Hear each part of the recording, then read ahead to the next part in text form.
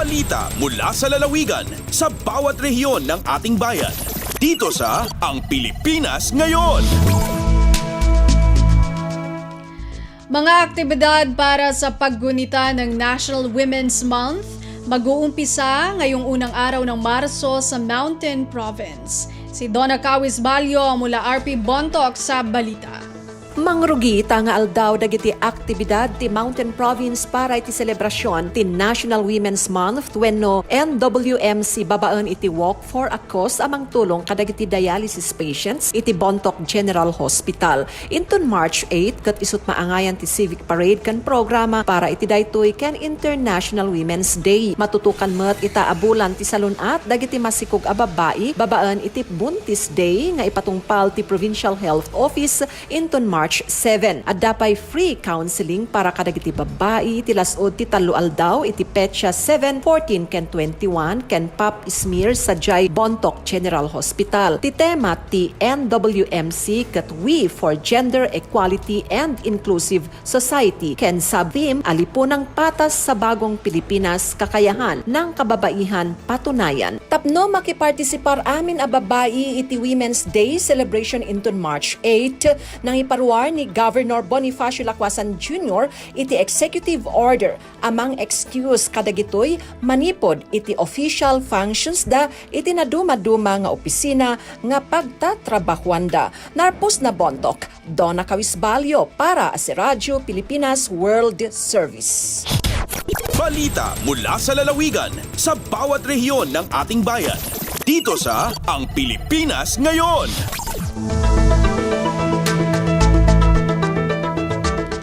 Maraming salamat, Donna Cawis Balyo. Higit na 500 senior high school students ng Rizal Kalinga nabigyan ng educational assistance. Ang detalye mula kay Amelia Bumatnong ng RP Tabuk.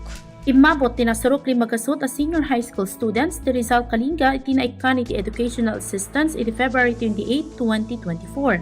Nakaawat ito iti 3,000 pesos ang naggapu iti alokasyon ng inted ni House Speaker Ferdinand Martin Romualdez babaan iti assistance to individual in crisis situation uno aik sa programa iti DSWD. Iti distribusyon ket indaulwan iti Provincial Government Office Kalinga ken Social Welfare and Development Punaswad Kalinga iti Rizal National School of Arts and Trades. Impalagip ni Governor James Eduba babaan kini Provincial Legal Officer Attorney John Paul Bagiwan iti kinapatag iti edukasyon ang makatulong para iti panagprogreso iti ekonomiya haan laeng nga iti munisipalidad iti Rizal no diket intero a probinsya Kalinga.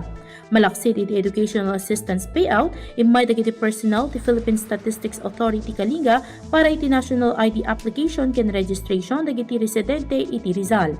Manipud DZRK Tabuk, Amelia Bumatnong para iti Radyo Pilipinas World Service. Balita mula sa lalawigan sa bawat rehiyon ng ating bayan. Dito sa Ang Pilipinas Ngayon. Maraming salamat, Amelia Bumatnong. Relaunching ng shared service facility ng Dagupan City para sa bangus processing, asahang magpapalago sa bangus industry ayon sa Local Government Unit o LGU. Magbabalita si Verna Beltran ng RP Dagupan. Nilukasan lamat na sa LGU Dagupan so shared service facility para bangus processing na syudad no inar at fully operational laya bilang parte na bitlan kurang at ilaluan na LGU na mas napaligwas to ni so bangus industry at syudad no inar makapangiter na trabaho tan oportunidad sa bangus growers, dealers, processors tan assistants at ang kakulag ya negosyo. Unong kinandagupan City Mayor Belen Fernandez lapud kabat so syudad ya Dagupan at titulon bangus capital of the world dapat yan nawalaan niya unyaran pasilidad para produksyon na certified Dagupan bangus products kasabay mat na pagiging fully operational na SSF at ang iter so DTI tan winrack na blast freezer, aircon units, stainless tables tan ice boxes ya pinabangan na sa retailers. Imbagamat ng Fernandez agamuran na Dagupan City so 2018 na best performing SSF project Jabong Pangasinan tan Region 1. Katun positibo yan na ipawil so abitlan titulo katulong so DTI na arumniran kumpanya.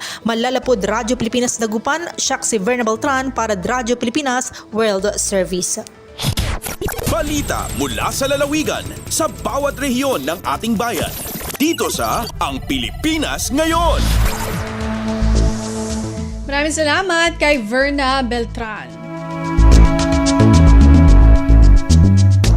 Mga senior citizens sa lungsod ng Puerto Princesa at lalawigan ng Palawan binalot ng saya at tuwa dahil sa paglagda ni Pangulong Ferdinand R. Marcos Jr.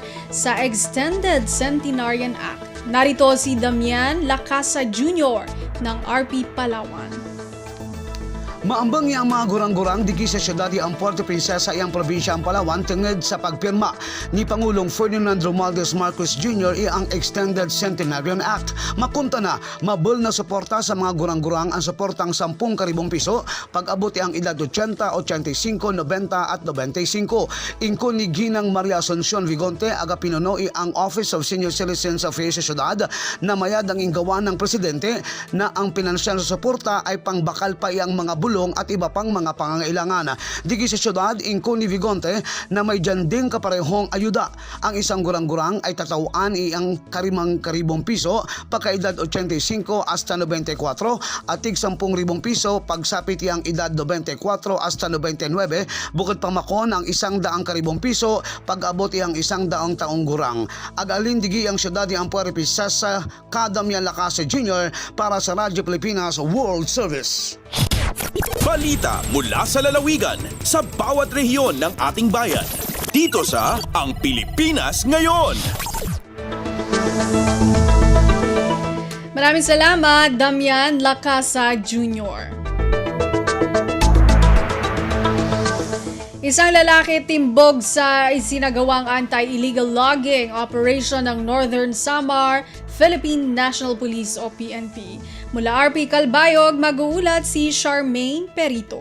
Sa gindumara nga anti-illegal logging operation sa mga personahe sa San Jose Municipal Police Station sa probinsya sa norte sa Samar, arestado ang usang lalaki sa barangay Aguadahan, munisipyo sa San Jose. Na-recover sa suspect ang kahoy nga may kabugusan nga sukol nga 56.6 board feet sa kantidad nga por lo menos 3,400 pesos. Matubang ang suspect sa kaso nga pagtalapas sa Presidential Decree 705 o Forestry Reform Code of the Philippines. Padayon naman ang Northern Samar PNP sa pagdumara anti-illegal logging operation sa probinsya para maprotektahan ang kalibungan ug masigurado nga magbabayad sino man ang magtatalapas sa balaod. Tikang sa Radyo Pilipinas Calbayog, Charmaine Perito para sa Radyo Pilipinas World Service. Balita mula sa lalawigan sa bawat rehiyon ng ating bayan. Dito sa Ang Pilipinas Ngayon.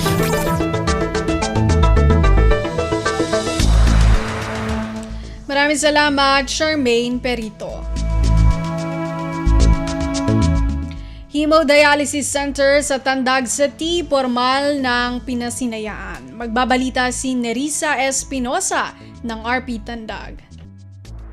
Formal na nga giinagurahan ang Hemodialysis Center sa Adela Cerati Memorial Medical Center dinhi sa Tandag City, kundi gipangunahan ang maong okasyon nila ni Governor Alexander Pimentel, Board Member Ruel Mumo, Provincial Health Officer Dr. Eric Montesclaros, Provincial DOH Officer Dr. Glena Andoy ug OIC Medical Center Chief Dr. Janice Alcordo. Nahibaluan nga ubay-ubay na nga mga pasyente ang naserbisyuhan sukad sa pagsugod sa operasyon ni ini atong Pebrero 7. Sa kasamtangan, adunay 12 ka beds nga makaserbisyo og 20 hangtod sa 24 ka pasyente matag adlaw, kundi covered na sa PhilHealth ang balayranan sa 156 ka sessions. Sumala pa ni Dr. Alcordo, usa ka dakong tabang ang pag-abli sa ilang dialysis center, kundi ubay-ubay ang mga taga Surigao del Sur nga nagkinahanglan og dialysis. Gikan sa RP Tandag, kini si Nerissa Espinosa alang sa Radyo Pilipinas World Service. Balita mula sa lalawigan sa bawat rehiyon ng ating bayan. Dito sa Ang Pilipinas Ngayon.